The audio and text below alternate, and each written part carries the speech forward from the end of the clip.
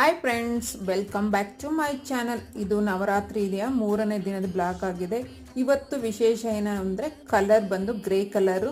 ನಾನು grey colour wear ಮಾಡಿದ್ದೀನಿ. ಹೂವು ತೊಗೊಂಬರೋಣ ಅಂತ ನಾನು ಟೆರೆಸ್ ಗಾರ್ಡನ್ಗೆ ಹೋದೆ. ತುಂಬ ಚೆನ್ನಾಗಿ ಹೂವು ಹರಳಿತ್ತು. ರಾತ್ರಿ ಎಲ್ಲ ಮಳೆ ಬಂದಿತ್ತು. ನೋಡೋದಕ್ಕೆ ಎರಡು ಕಣ್ಣು ಸಾಕಾಗಲಿಲ್ಲ, ಅಷ್ಟು ಚೆನ್ನಾಗಿ ಹೂವು ಬಂದಿತ್ತು. ತಗೊಂಬಂದು ತಾಯಿಗೆ ಅಲಂಕಾರ ಮಾಡಿದೆ.